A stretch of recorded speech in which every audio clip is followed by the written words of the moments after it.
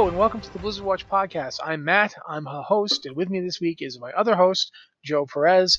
How you doing, Joe? Fantastic. It is an exciting week. How about you? As we're doing this podcast, there's been eye injections. It's all been a rich tapestry. But I do think that since we are a Blizzard Entertainment discussing podcast, and Shadowlands came out this week, as did Diablo 3 season 21, 22, sorry. But let's be fair. I mean, that came out on the 20th, and then they put out Shadowlands on the 23rd. So you got to play Diablo for a couple of days. It was the shortest Diablo season ever. 3 days. Never would have expected it. Yep. Yeah, no, it is a very interesting week, especially with Shadowlands releasing, and I think it should be said, a really smooth launch. Yeah, I didn't notice any real problems when it finally came out. I mean, it launched fairly late where I am. It launched like 4 p.m. here. So yeah, but no major. A couple disconnects here and there. I saw some people were complaining, but for the most part, like, honestly, folks, tip that server crew, tip that services crew, because that was smooth. I'm frankly amazed that in the middle of a pandemic where the vast majority of the staff is working from home, the people who handle server stuff are managing to keep it going. I'm sure that there are some people who are actually campus, but man, that's. I think it was Russ Peterson did a series of tweets saying, this is an amazing feat, and you really don't understand how amazing it is until you think about the sheer volume of stuff that has to go right for this to work. Yeah, and not only that, but like the sheer volume of data that's being pushed at the moment the game goes live, and I'm not just talking about like downloading patches and stuff like that. Like, while our individual connections aren't, they're insignificant to us, multiply that by millions of logins and millions of access requests at the same time, and like, yeah, there's going to be things like a little bit of lag here and there, maybe some disconnects, but honestly, that was absolutely brilliant. So I know a few members of the server team, and I know a few members of the Battle.net team listen to the podcast. This is me saying, I appreciate the hell out of you. That was fantastic. So thank you very much for all of your hard work. Yeah, since we're talking about it, one of the things that happened since Shadowlands came out is that some people have already hit 60. Yep. I think Mitch did to be half of my rating core of my guild is 60 at this point. Yeah, I am not doing that. I straight up am not going to be pushing myself to get to 60 anytime soon. I just don't see any reason to. But you know what the weird thing is? I'm just leaving Bastion, and I'm at 54 and like a quarter of a level. Yeah, I mean, when you get done with Bastion, it'll get you up. That's crazy. That's higher than it was in the beta. Yeah, I felt like it was going to happen, quite frankly. That's one of the reasons I'm not sweating it. If I decide to, like, over the weekend, push for it, I'll get there. I'm like, but you'll have missed out on several days of being 60. Like, yeah, and in a year, am I going to care? I'd like think about Battle for Azeroth. By the time the second patch rolled around, were you worried about that?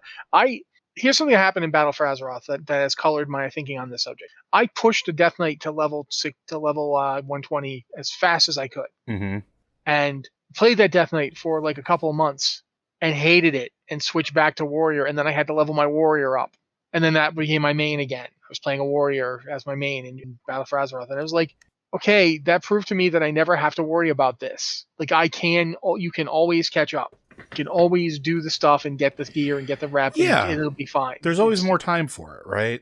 Yeah, there's going to be a year and a half of this, and then if for some reason you have a character that you didn't get to in that expansion, you can pick that character up the next one. Because this character right here, who's my first one through Shadowlands, I was not playing him in Battle for Azeroth. I got him to max level, and then I left him there. I didn't do anything. He was wearing like item level 40 gear when I took him to the mall. Like, seriously. And quite frankly, it's a good thing I had somebody with me, because otherwise it would have been hell. But yeah, well, I guess it was hell. Yeah. Yeah, literally. I guess it kind of is. Yeah. But yeah. Yeah, it's one of those things too, where like I know some people are rushing not because they want to just rush through the content, but because that's what they like doing, and I don't have a problem with anybody doing that. It isn't me. Yeah, well, I was gonna give a shout out to Wolf Parable in the chat there. like he's an example of something I've heard from other people, which is leveling as quickly as possible to make sure that the story isn't ruined for them, which I'm going to throw this out there. If you're playing through the game, be mindful of others that are playing a little bit slower than you, especially if you're tearing butt through leveling. Be mindful of the other players out there a little bit. Maybe try not to spoil things for folks. Let them experience some of the twists and turns. Even when we talk about this stuff on Lore Watch, we try to give ample warning and put spoilers up and give people the opportunity to walk away, just to make sure that, you know, it's not spoiled for folks, because some of this stuff is really cool to experience firsthand. And Bastion in particular is a really great place, like, to not have anything spoiled for you, but to spend time going through, because there's some really cool story elements in there that have implications for the rest of the expansion. Yeah, one of the things I posted an article today basically talking about the Maw and Ouroboros cinematics that you get. They've done their, I don't want to say their typical job, because this is a step beyond what they did in Battle for Azeroth, which was itself a step beyond what they did in Legion, which was itself a step beyond. They've been improving their game. Oh yeah. With the mix of cutscenes and pre-rendered cinematics, and they did a really amazing job this time. They come. I honestly feels like they come a lot. There's a lot of them. There's a fair amount of cinematics. There's also stuff that isn't a cinematic, but that's really interesting. Mm-hmm. There's one quest in particular where Jaina Proudmoore, for lack of a better word, she just straight up makes ice sculptures of everything. That's not a spoiler. That's just Jaina being Jaina at this point. We've lived through it. Super extra about it, where she's making, like, here's what's been happening to us here in the mall, and she just does ice sculptures of herself and her friends being tortured. She just conjured up an ice sculpture of it. I'm like, wow, Jaina. And it's an amazing bit, because it shows you so much more clearly than if you just had Jaina talking about it. Yeah, and I think 20 minutes. And it's a little more immersive too than just, you know, having in my opinion, having a cutscene exposition too, right? Because, like, you can move around, you can walk around, you can interact with these things in sort of 3D, which I think is really, really cool. Like, that scene in particular is like, you can walk around it, you can walk through it. Like, it's really neat. Whereas, like, with a cinematic, you get whatever angle they wanted, right? It's really using that video game storytelling with the game itself as much as possible, and they knock it out of the park. And it's not just that scene. There's a lot of those, and a lot of those really early on in this expansion, and It's very impressive. If you've seen by now, even if you haven't played, you may have seen online various ones. I'm not going to talk about them because, as you said, people are worried they'll get spoiled for it. But one of the things that's interesting is, because there's so many of these, and they're used to basically, they're there to keep you aware of who the characters are, and then the cutscenes are there to make you remember that you're there, and in many cases are the central character of all this. There's a lot. I'm really very impressed with what they're doing on the cinematic front and the cutscene front. The in-game stuff is just, you go back and you remember the Wrathgate, and the Wrathgate is the clear ancestor of all this, but they have taken the ideas from the Wrathgate and they have utterly magnified them. Like, instead of just having Bolvar stare up at the place where he left you as the only real hint that your character is involved, there your character is standing right next to people. Oh yeah. And that's something that they had trouble with for years until they figured out they could do the cutscenes. And it's really, really paying off in this expansion. Yeah, and I mean, you can see that evolution throughout all the years. Like, I mean, even in Mists of Pandaria, like, there were certain cutscenes where, like, certain members of your group would make it into a scene, not just the leveling stuff, but in raids, in dungeons, or like scenes. The Thunder King destroys the bridge, and you're on it. Yeah, I remember that. Like, stuff like that. Like, they've been sort of getting you involved for a while now, and it's sort of hitting those. Like, this is, to me, is like the culmination of all of that, where it's like you are part of the story in a real way. And, like, yeah, you were with that with Legion, and yeah, you were like that with Battle for Azeroth, but I think Shadowlands does it the best so far. And this isn't me, like, you know, with the shiny new object glasses on saying, yeah, this is the best thing ever. No, like, there's an appreciable difference even from Battle for Azeroth to, like, the quality is just so much better. And I think Terran and Crew, it's also the way they get used too. Yeah, I was gonna say, like, the direction of it and where it's placed, I think punches better, right? Like, or hits better, I guess. I don't know how to phrase it. But, yeah, but Terran and his group, everybody who works there, kudos, you've done amazing things. And they used to do, like, during the beta, there were always these like little moments where it'd be like, awesome cutscene happens here. And they have actually happened. They have Yeah. had the awesome cutscene. I can finally watch all those cutscenes that I wasn't allowed to watch before. But yeah, no, it's for me so far, it's been exceptionally cool. I think the problem here is that talking too much about it risks spoilers, so we're just going to move on to the emails, I think, since that means we've got a fair amount of emails, and some of them are pretty long. We do. People came back to ask us questions because people came back to the... And so if you have an email for the show or just a question in general and you don't want to email it, we have ways to do that too. If you got an email for us, you can send it to podcast@blizzardwatch.com with the subject line podcast or Blizzard Watch so we know it's for this show. Or you can go to our patron Q and podcast questions channel and you can ask there if you're a patron of the site, and you'll get we look there first to make sure that we get paid. If you are not a patron but you want to ask us a question via our Discord, you still can. You go to the Q questions channel and you ask there, and we look there as well, but just after because give patrons a fair shot for all this support. Joe's going to read it for us, so if you don't mind, Joe. Not at all. Our first one. I, Lord Soth, was a veteran of the Third War. I fought beside Arthas until his order to purge Strathome. Then I was later slain by him and raised as an accursed Death Knight, sworn to the will of what I now know as the Maw. Now as I venture through the lands of Bastion, seeking to unravel the mysteries of the jailer, I wonder, would the memory purge of Bastion give me peace? To live a life of suffering, pain, and torment, perhaps Bastion is one of the best places for Death Knights seeking to not carry the burden of the horrors that they are, to be cleansed of all remembrance of the nightmare of our lives. What are your thoughts?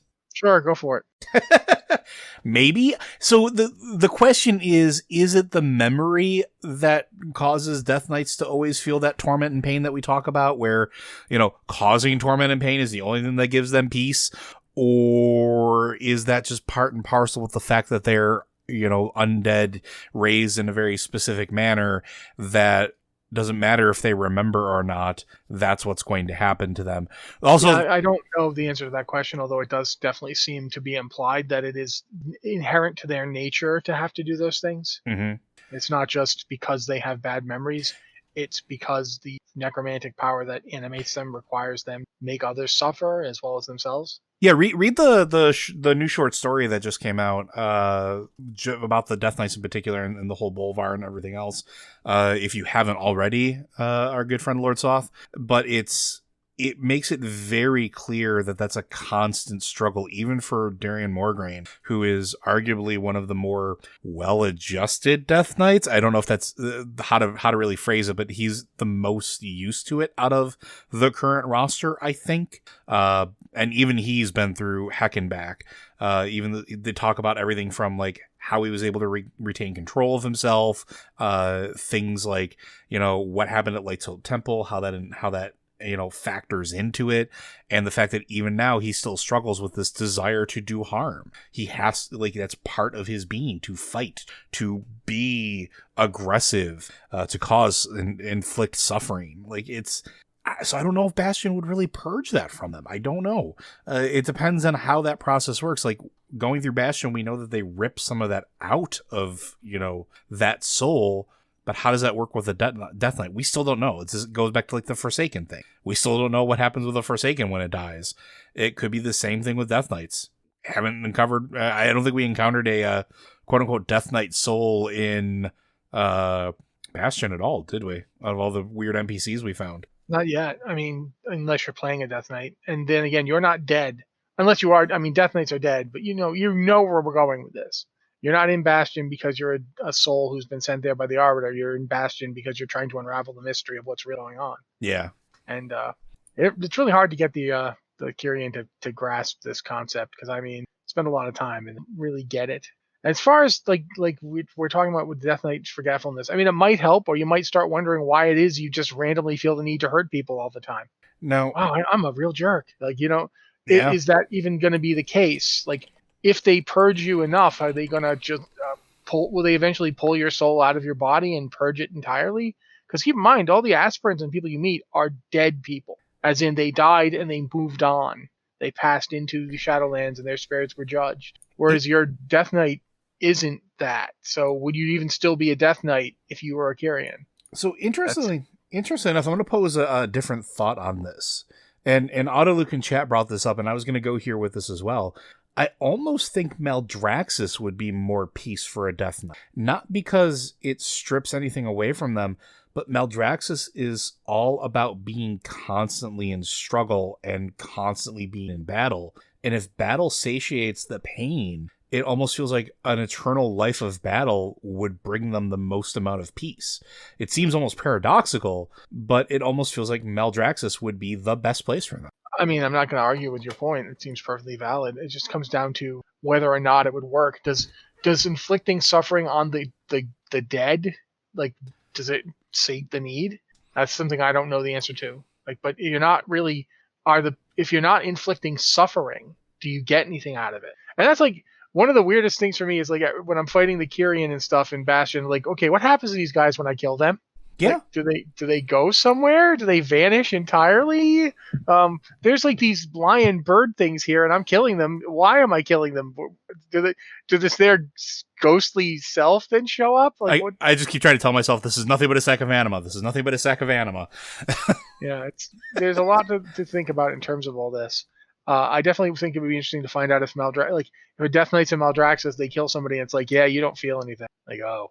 Well, I'm going to start going insane. Could somebody here count, please? Otherwise, I got to go. But yeah, we don't know. I don't think it'll even get brought up because, to a certain degree, Blizzard just wants people to play the game and not stand around and have 35-minute, ontological debates about whether or not the suffering of the dead is sufficient to Wait a minute. satiate Death Knight. You're saying that Blizzard doesn't want our discussions to be the norm? Say it ain't so. I'm pretty sure. I'm fairly certain that they don't intend most players to sit around for like a half an hour. But yeah, so I hope that answers or doesn't answer your question in at least a productive manner, Lord Soth. Our next question comes from SARS. Is it possible we will see Varian Wren again in Shadowlands? His story was tied up pretty nicely in Legion, but I find myself missing his presence and hoping he might make a small appearance in the Land of the Dead. Where do you think we could see him? Perhaps Bastion? Or the Maw? Thanks. I have no idea if Varian if his soul survived what Gul'dan did. Yeah, because his soul he got hit with Fel, and he got blown up with Fel power that turned him into like ash. Fel is inherently destructive to spirits, and so it's possible that his soul got scarred out of all possible and he's gone. Or maybe he's not. Maybe he is here somewhere. Keep in mind too that the Four Covenants are not the only places you could get sent in the Shadowlands. Like, as Joe is really fond of pointing out, there's a whole lot of doors in Oribos. Yeah, seriously. People, go to Oribos. Look up into the sky when you go, especially when you go meet the Arbiter. There's doors everywhere. So it's theoretically possible that when the anima was flowing, that there were like countless, areas in contact with the Oribos, and that the dead could be sent to.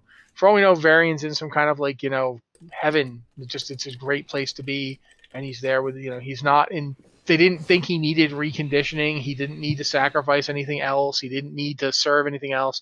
His role was to do something else. I don't know, but it's certainly possible we could see him again if Blizzard has decided they want to do so. Sure, yeah, he'll show up. I would like it if he showed up. I'd like to see Varian again.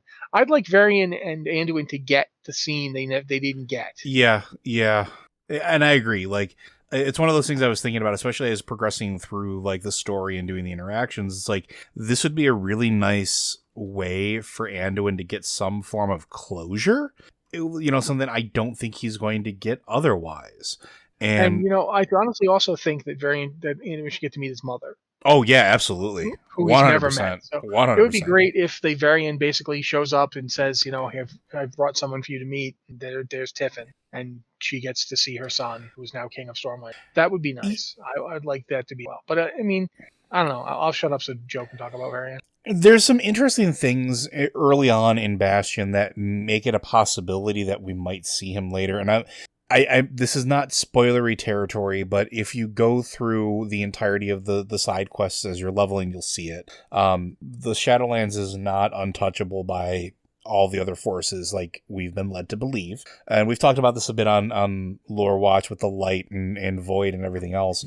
It's entirely possible that there is a specific place that fell damaged souls go. There, Altanis is joking about it in chat, but there very well could be basically a mechanic shop for fell damaged souls where the anima can be, still salvaged or repaired or whatever, because they've been around for a very long time. They've seen a lot.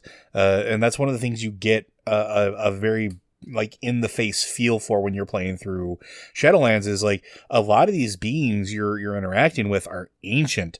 Some of the higher ups in Bastion have been around for eons. They've seen a thing or two. They understand a thing or two. Whether or not they understand it from our perspective, that's a whole other thing, but they may have seen Fel before. There may be a place where, Varian is healing or his soul is being repaired, but I would really, really like it for us to have Varian at some, I think it would be I don't want to say a missed opportunity, but I think it would be good for the story and good for Anduin to have that moment. I think that would do nothing but to give him further resolve. Anything else you want to add to that one? Oh, I think we're good. All right. This is a bit of a longer one. So our next one, Dear Watches. Sorry, but this one is a little long. Ooh, heh. At the end of the initial Battle for Azeroth war campaign, Talia is finally introduced to Anduin, and we all learn together that she is Bolvar Fordragon's child. Anduin tells her that they have much to discuss later. Fade to black. Fast forward to the Shadowlands pre-patch event. Go to Stormwind, meet with Gen to discuss Anduin's kidnapping. Talia is present. Someone mentions Bolvar survived Sylvanas' attack. Whoops. Talia's response is outraged that she was not informed that he was even still alive, let alone that he served as the Lich King. If you click on her afterwards, she continues to blast Gen about all the conversations she had with Anduin about her father that all implied he died a hero. Period. So what the hell, Anduin? He seriously thought that secret needed to be kept now from Bolvar's own daughter? Happy leveling. Bellic of Dragonblight. Yeah, he thought the secret had to be kept. Absolutely. Yeah. He was told it was very important. Tyrion Fordring told him it was important. Yeah, everybody made it very clear that, we didn't want anybody to know. The world must believe that Bolvar Fordragon is dead. That's what Bolvar said. Bolvar said that to Tyrion, and Tyrion told Anduin that that's what Bolvar said. Probably even had him click the statue in Dalaran that has the complete playthrough in case he wanted to see it. That's a bit of a joke. But I mean, I certain this is not to diminish that Talia would likely be upset, furious even. I would be. Oh yeah, that's probably understandable. Yeah, and 100% a reasonable response. Yeah, but that doesn't mean that Anduin just did it because he didn't have any. He was like, "Oh, I kind of forgot. Sorry, guys." No, Anduin was acting for the best he could. The position of king is extremely stressful, especially. If you read Shadows Rising, you can see that it's starting to get the end of it. Oh, yeah. Like he's cracking. He is not the guy he was a few years ago. He's made some extremely hard decisions. The decision to not tell Talia something that her father told Tyrion that he didn't want done, it was probably like an easy decision compared to some of the ones he's had to make. It's like, as opposed to, having to lie to one girl and a very thin lie, because effectively, Bolvar did die. Yeah. It's not like he can come back and be Bolvar in front of people. As far as Anduin knew, that guy was going to be the Lich King forever. Like, he didn't know that, Sylvanas was going to come along and rip the helmet off his head and tear it into little pieces. He thought that this was going to be it. This was Bolvar's life now. What purpose would it have served to tell her? Oh, and by the way, your dad, he's not dead. He's just a Lich King. So yeah, I don't have a real problem with Anduin not telling her. I totally get why she has a problem with it. Absolutely. If you're the girl who's literally never known your father, and you thought, oh, I lost my chance to meet him. Oh well, that's awful, but life goes on. And then you find out that this guy you've been talking to not only knew he was still around, totally could have told you that, so you could have gone and had something, and he kept it from you, and you don't know why. Yeah, that would be enraging. So I want to put this out there, and I've had a lot of people ask me why why would Anduin and all the others think it's a good idea to keep it from her? Talia can kind of get wherever she wants to go. She is not a helpless person. She's very resourceful. She's very intelligent. And we've learned that just like her father, she is incredibly stubborn. And you combine all those things, what do you think would happen if she was told, oh, by the way, your dad's alive. Oh, and he happens to be the Lich King. She'd be at Icecrown. She'd figure that out. She has like this knack of hearing everything that happens. And do you think that adventurers and the Alliance soldiers that were in Kultiris didn't talk about, like, the ones that survived the War of Northrend, that survived the assault on Icecrown Citadel, wouldn't talk about it? Soldiers swap stories all of the time. Like, that's one of the things that's like, it's a trope for a reason. If she found out about that, she knows where it is. She knows that that's where, Icecrown Citadel is. It's pretty common knowledge. She'd show up. And if she showed up, what do you think would have happened? Either something that was undead would have gotten a hold of her or tried to get a hold of her. Something would have tried to use her as leverage against Bolvar. Or she would have been there at the exact wrong moment, such as, I don't know, when Sylvanas Windrunner shows up and starts housing Bolvar. Like, he sent his most trusted generals away to keep them safe long enough so that they could do what they needed to do should it happen. How do you think he'd feel about if his daughter showed up? The child that he gave everything to protect. Like, that is one of those moments where, like, yeah, it would be great, but it would be awful for him. And it would be awful for her, and it would be putting her at this really incredibly high risk. Whereas not telling her, yeah, it bites. Yeah, it's going to feel really bad. But as things calm down, it's one of those things where she's going to realize that was probably the better choice, because she probably would have gotten herself killed. And then what would happen? I can't imagine Bolvar still with the crown, the Lich King crown, feeling that despair, seeing that his daughter is dead. Like, do you think he wouldn't have, like, possibly gone uber, like, Super Saiyan emotional wreck and, like, succumb to the power? He was already struggling with it without that.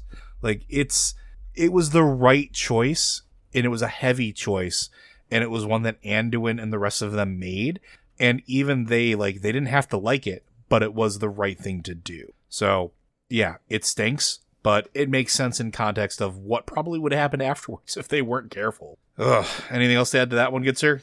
Nothing good. Alrighty. Our next one. Dear Watches, I have a few questions for you to ponder upon. Feel free to answer them if there's still a drought, or split them up if you like. Well, we're going to go through them. When do you think we'll see Azshara again? Do you think she might be in a position above the old gods this time, working for a Void Lord instead? Do you want to do these one at a time? Sure. Okay. We'll probably see her at the end of this expansion. Maybe. Yeah, we'll probably get a catch up what she's been up to. I don't think she's going to be working for a Void Lord. I don't think she's going to be working for anybody. The next time we see Azshara, I think she's going to be working for Azshara. Mm-hmm. Yeah. I mean, think about it. She had to get tortured in Nyalotha for a while, but, nonetheless, she's free. Yeah, technically her boss is gone. Well, yeah, gone-ish. He's not a problem. Whatever he is, he's not currently, holding it over her for the first time in 10,000 years. It's like Rita Repulsa here. After 10,000 years, she's free. Now it's time to conquer Azeroth. And she's going to do it with giant monsters that she, grows with her staff. Oh, yeah, she's 100% going to be Rita Repulsa. Yeah. After exactly 10,000 years, I'm finally free! Yep. Yeah, 100%. That's where we're going. So, yeah, that's going to be the next expansion. It's going to be, Mighty morphing as Shara Rangers. And, Listen, if I get the pilot a Megazord in WoW, I will never play another game as long as I live. You heard that, devs. Make it happen. Like Pacific Rim, WoW. Yeah. But anyway, she definitely will show up at some point. I don't know if it will be at the end of this expansion. It might not be for a while. Keep in mind, it took Azshara like 15 years to make an appearance in WoW. Yeah. Unless you count the Cataclysm one. Or, well, she made an appearance in Vanilla 2. Technically, there was a quest, but, it wasn't really, anything too special. I mean, I remember her quasi making an appearance. Cataclysm was where she made a face-to-face appearance, but even that was in time, not current one, so does it really count? I don't know. But my money is at end of expansion we'll get some form of catch-up with what's going on, or at least a hint of something that's happening with her. Because while we're dealing with Shadowlands and dealing with what's happening there, I can't see an opportunistic and free Azshara not doing something. The next question on this list, there are quite a few references in the name tags of Diablo set items. Can you think of some that you appreciate extra? Top of my list is probably Alder's Watchtower being a druid set name in Diablo 2. Do you have a favorite set, Rossi? Yeah, I like the Immortal King set because it is a reference to the barbarian king that died before he got to the next Immortal King. The original Immortal King was, of course, Bolkathos. But yeah, I like the Immortal King set. I like Kanai's Cube. Quite frankly, Kanai's Cube has a really cool reference to somebody who worked on Diablo and who died. So yeah, I'm a big sucker for Kanai's Cube. I'd say, there's, the Tribal Guardian, which references Bolkathos. There's a ton of stuff like that. I mean, I'm a big fan of Diablo's, item naming in the first place. Yeah, I mean, I remember stuff like, I think Diablo 2 had I think it was the Blade of Alibaba. I think it was a Tulwar, if I remember correctly. But, like, that was a really obvious on-the-nose reference. I still like that. Like, there's tons of stuff like that where, like, all of that's good. All of it are great. Diablo 2 in particular, like, I think the unique sets were always really cool. I don't remember all of the references, but I vaguely remember multiple druid sets referencing real life stuff. But yeah, Diablo is one of those things where I love the referential humor inside of it in an otherwise grim, dark world. So there's a lot there. Anything else you want to add on that one, or any other ones that you enjoy? All right, our next question. Do you think there's any chance that we'll fight a dragon, or at least encounter one soon in the Diablo franchise? It would be refreshing to fight something that's not a demon or angel. Don't get me wrong, I don't get tired of fighting them. I mean, maybe? Like, there is kind of a dragon in the cosmology of the Diablo universe, isn't there? There's Tragul, who's like a giant serpent-type dragon, who's supposedly the keeper of the balance, and who's the one who taught Rathma and the secrets of necromancy, and Mendelm as well. So yeah, there's that guy. And there's a possibility with the story, the way that it looks like it's shaping up for Diablo 4, that maybe that might be something that pops up, especially if Rathma is the one bringing Lilith back. The thing is that Tragul seemed very definitely not about Lilith's agenda. So if Lilith is the bad guy, it doesn't seem likely that you'd be fighting Tragul. Even if you can fight Tragul, and I'm not entirely sure you can. Except for the fact that we are technically Lilith's children in some capacity, maybe? Yeah, but that doesn't change the whole, can you fight Tragul? And I don't know that the answer to that is yes. We don't know what Tragul is. We don't know where Tragul comes from. We don't know why he's the dragon of the balance. We don't know why it's so important to him to keep Sanctuary free of both angels and demons. Really don't know much of anything about Tragul. We know that it exists and that it taught people the necromancy. We don't know why. Yeah. So maybe there could be dragons in Diablo. There's certainly enough room to have, things of that nature or scale. So, yeah, I don't really have a better answer than that. The last question from our friend here, who is Shadow Petal from Korgal EU. Perhaps in Diablo 5, if we settle Sanctuary's love story in Diablo 4, we might go to something similar to Argus. The planet is controlled by demons, but the Nephilim come into contact with the natives who fight from the shadows with little success. That could be an interesting way to go forward. That or exploring the different domains of hell. Yeah, the other option is there could just be more lands to go to in the world of Diablo. We talk about this a lot as far as like in terms of WoW and exploration. The worlds can be as big as the devs want it to be, right? So like as you're creating the world and as you're going into new stories, you can have all the continents and everything that you've already experienced and all the lands that you've already experienced.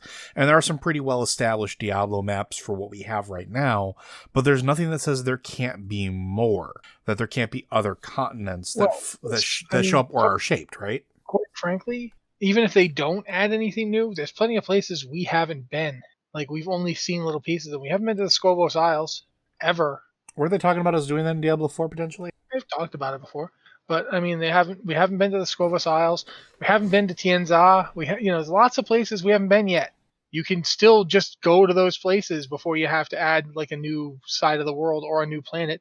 Plus, we know that most worlds, like, the Sanctuary's cosmology is not like our universe.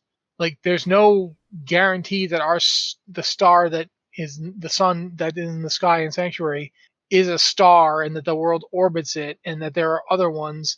That's not necessarily how it works. We know that other worlds were created with the World Stone, but they didn't last the way that Sanctuary has. So it's possible there's no other world besides Pandemonium, Heaven, and Hell to go to, and that any other place is like a demi-plane. That's possible too. We don't really know enough about the cosmology of Diablo to really answer this question. In terms of whether or not we can go to a planet full of demons, technically speaking, Sanctuary is a planet full of demons. Yeah. And angels, and their offspring. So yeah, who knows?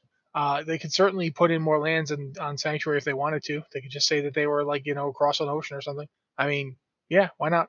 They could totally do that.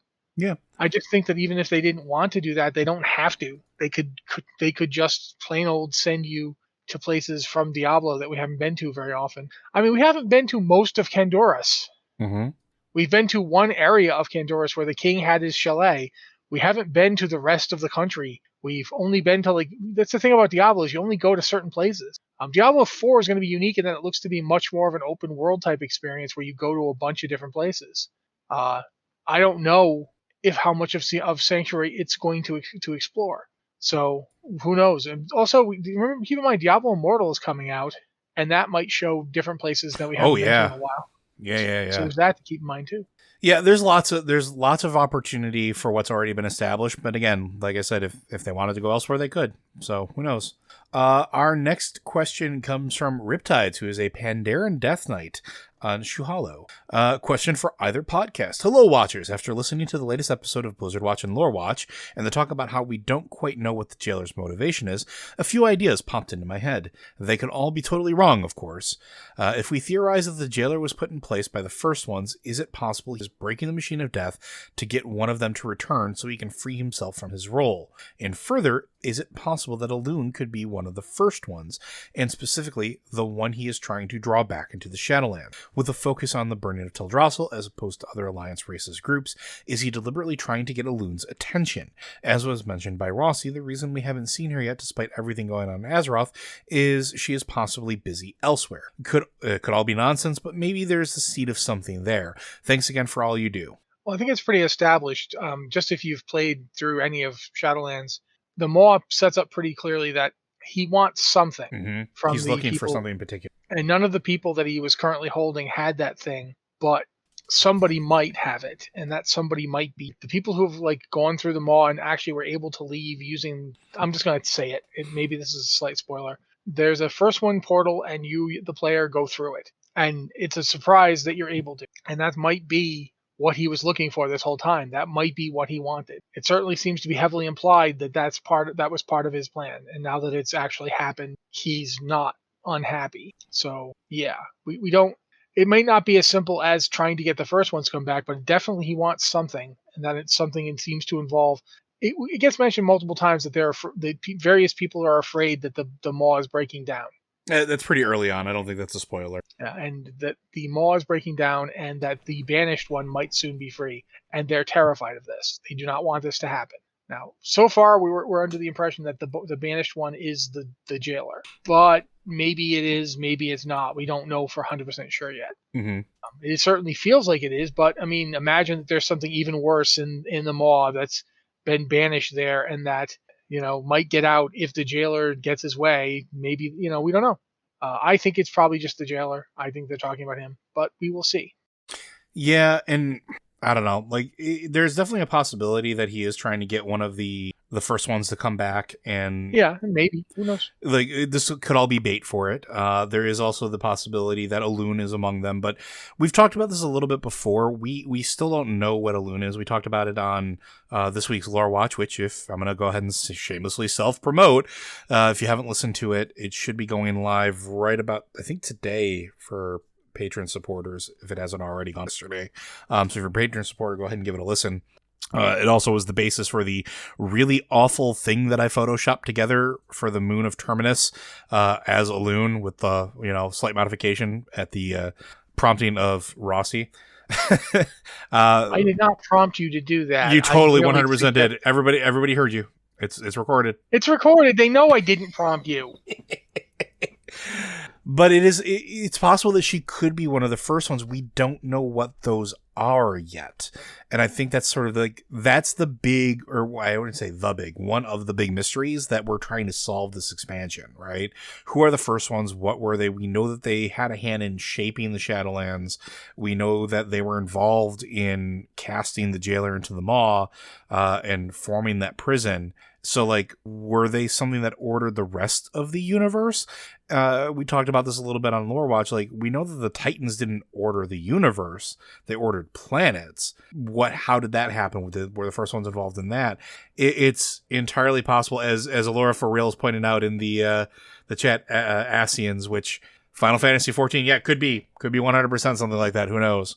We're gonna find out more about that as it goes through. I don't know that the burning of Teldrassil was anything more than Sylvanas really doing that on her own. I don't think the jailer said, go burn that tree.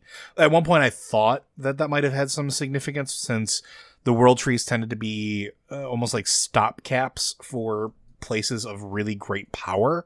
And we've seen that in the past with like where they were placed and some of their purpose, like even in Northrend and with the great tree up there and some of the older ones like that. But the more thinking about it, the more it feels like what Matt was talking about on Lore Watch, where it wasn't anything more than the demand for souls needed to be met. And this was how she could do pretty much that while inflicting the maximum amount of pain in sort of that weird hopeless way, like trying to take hope away from people because she doesn't feel like she has any.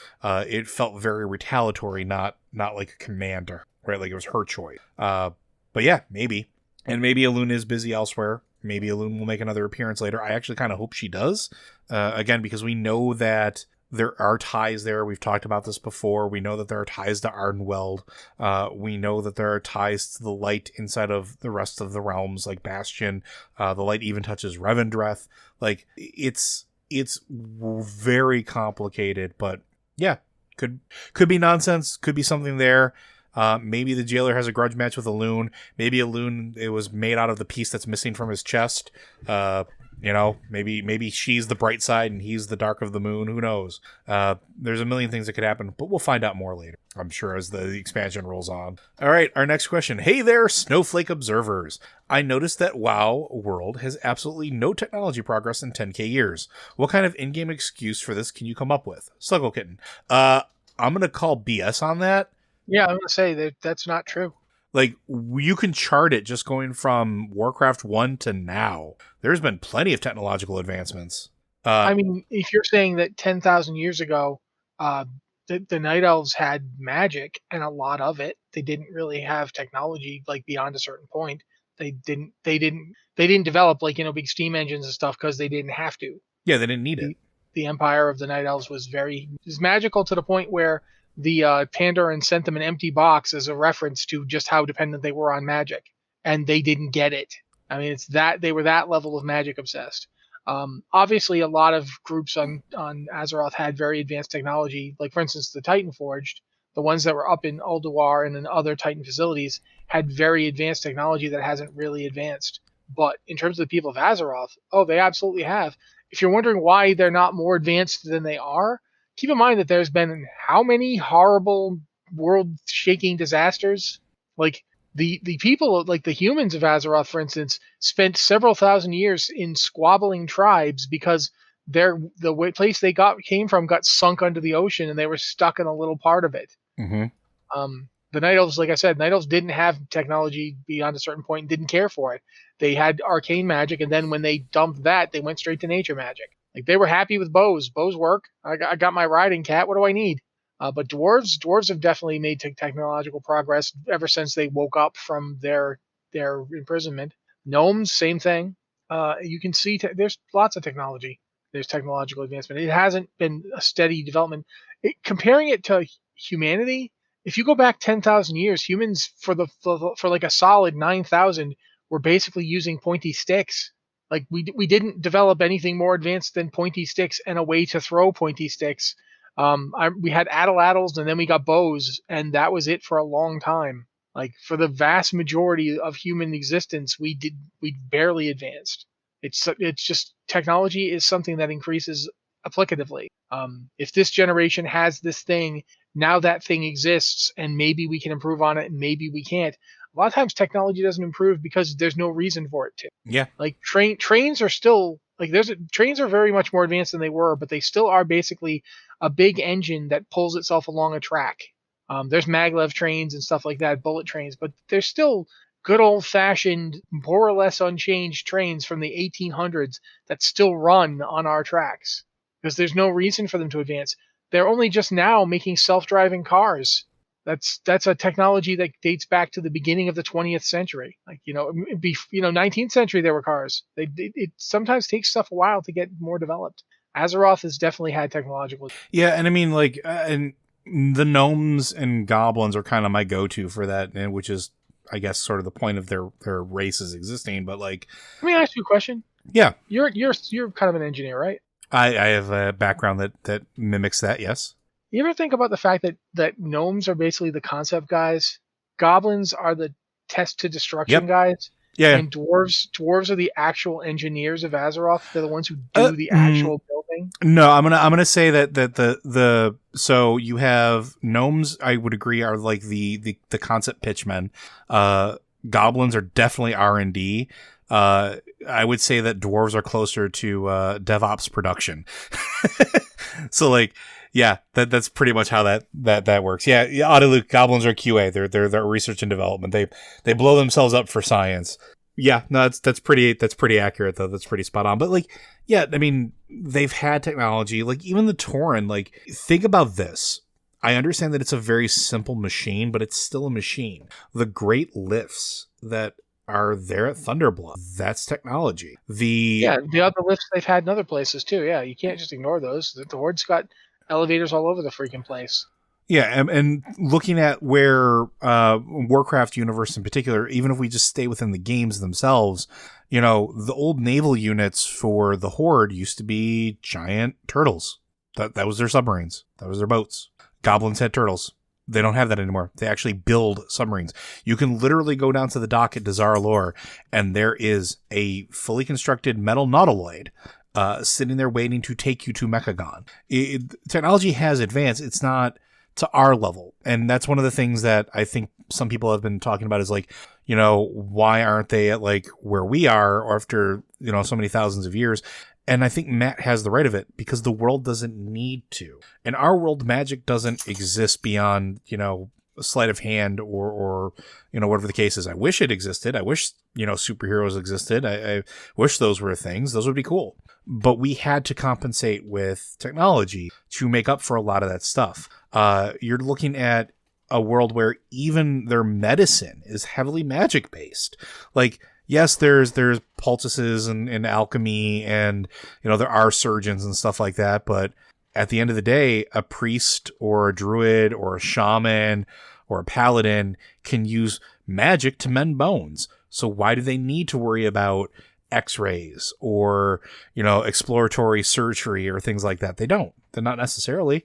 I'm not saying it's always the perfect thing because there's battlefield medicine and stuff like that, but like they don't necessarily need cars. They have teleporting mages and portals and hearthstones and a million different ways to get around. They don't necessarily have to worry about making these huge motorized things, but even they developed trains. The Iron Horde had trains. So technology does advance. This is not as quick as our world because there isn't a need for it to advance as quickly as it does in our world. All right. This next question, unless you have anything else to add. No, I covered it. Okay. This one comes from our friend Melith. So the rare Ice Crown spawns in the pre-patch are all old Wrath dungeons and raid bosses that are being brought back by the Mawsworn Kyrian, right? I assume that the Mawsworn are bringing them back from the Maw. And if that's so, did all of those guys that we killed go to the Maw because they were irredeemable or because the so-called machinery of death was broken at the time? I was thinking perhaps that they all went simply because they were touched by the Lich King's power, which we have learned is derived in some way from the Maw. But would that mean that any Forsaken would go to the Maw even if things were still working correctly? Could this be why Sylvanas seemingly wants to bring things crashing down because she realized she and her people had no hope of anything but constant torment under the current system? Am I rambling at this point? Sweet smile. Thank you for all that you do. I have an opinion on this one. Share it. Y'all remember that he had a whole recruitment camp for Valkyr, right? And like Valkyr working for Helya, that whole thing. Like, if we killed these things, it's entirely possible that those Valkyr just swooped in, grabbed those souls, and shoved them in the maw for later. Especially if they're doing Helya's bidding, and Helya's working with the jailer, that would make perfect sense. Here are these super powerful entities that the Lich King raised. Let's steal them back. Let's take them and ferry them into the maw, hide them away in Torghast till later. These are my prize collections for right now. Oh, things are happening. The world has been shattering. Go, Mawsworn. Go wreak havoc. You know, it's entirely possible that that's what happened, and kind of what I think happened, because I don't think they would have gone to the maw otherwise. I think they were literally dragged there by the twisted Valkyr that were working for Helya the entire time and not actually working for the Lich King. And I think it boils down to something as simple as that. What do you think? I mean, I think that you have a good point about Helya. It's possible that they weren't as in the maw. She might have had them in her realm. It's entirely possible too that she could have had a pocket Shadowlands dimension. We talk about that a lot. There could be other ones. We know that she had a realm. We've been to it. We've seen it. But she could have also had another one, right? But she needed another one. They could have been in that one. We didn't see the whole thing. True. Just because we went to one part of it. It's a realm. It could be huge. She could have had them all there. Yeah, no, that's I can see that point. Yep. But the other possibility is that they are returned from the maw, which I don't really. Almost all of the undead that we saw during the Rare Spawn event were intelligent ones, except Trollgore. I'm not sure what you'd say about Trollgore, but huge burn on Trollgore. But seriously, I think that most of them were intelligent undead who served the Lich King willingly, and thus pretty much put themselves in maw danger just from that, especially if the power the Lich King was summoning was that of the maw. And we know that was something that they didn't want the Arbiter to know. Mm-hmm. So it's quite possible that all of this would have to have happened after whatever disrupted the Arbiter. And we've now seen the Arbiter get disrupted. We saw, thanks to one of those cinematics we were talking about before, we've seen the exact moment that it happened. We don't know when it was in relation to anything else. We don't know what that was or what caused it, but we know that it happened, and then the Arbiter just stopped. And that's, to me, it feels like that would have had to happen before a lot of this other stuff happened. I would agree. And we don't know who was behind that. I mean, the jailer might just be taking advantage of it. He may not have caused this. We don't know. We don't know where that came from or why it happened or how it happened. So I'm willing to suspect that there's actually something even bigger going on here in terms of these returned various Scourge figures. The Scourge is very definitely in the pocket of Big Jailer. Oh yeah, yeah. Like, straight up, they've been his from the beginning, and I'm pretty sure that those people could have very well gone to the maw and then been released when it served the jailer's purposes. Which is really interesting because the big thing the jailer loves to talk about is how nobody escapes from the maw. And then meanwhile, he's sending people back from the maw. So it's interesting. Yeah. And it's one of those things where, like, and I hate to say this because it's going to be sort of cliche at this point, and you can probably put this in one of those little buttons that, you press and it plays a soundbite, but we're going to find out more about this as we progress through, obviously, but we're starting to get more questions now than I think we even had beforehand. And I think that's kind of cool. Circling back to something we said at the top of the podcast, the cinematics that were put into the game now that we're getting to experience are showing us things that in the beta we didn't get to see. And that's adding more context to a lot of items, such as the thing with the Arbiter and stuff like that, which happens pretty early on. But that's starting to color the story, and that's starting to shift some of the perspective of what we think potentially happened or is happening, and put things in different lights. As the expansion goes on, obviously we're going to learn more about it, but I think it's fascinating that even with what we already know, that could shift just based off of those cinematics and what story bits we didn't get to see or were told until now. So stuff is still new. We're still learning. We're still going through. But yeah, and I think I would be surprised if there's not a nod or an explanation somewhere in this expansion, possibly in Torghast, with how those souls came back to Az. So, but yeah, that's all I got. Do you have anything else you want to add today? Nope, I think we're good. All right. Well, friends, thank you very much. And Blizzard Watch is made possible due to the generous contributions at patreon.com/BlizzardWatch. Your continued support means this podcast site and community is able to thrive and grow. Blizzard Watch supporters enjoy exclusive benefits like an early access to the podcast, a better chance at having your question answered on our podcast or the queue, and an ad-free site experience. Thank you very much, Joe. The urge to yell time for podcast there was overwhelming, but I resisted it. I'd like some praise. If you guys have an email for the show, please send it to podcast@watch.com with the subject line podcast or Blizzard Watch so we know it's for this show. Or you can go to our Discord's channels, the Patron Q and Podcast Questions channel or the Q Questions channel, and ask your questions there as well. Thank you guys very much for being here with us on the Watch Podcast. On behalf of myself and Joe, I want to say thank you next week.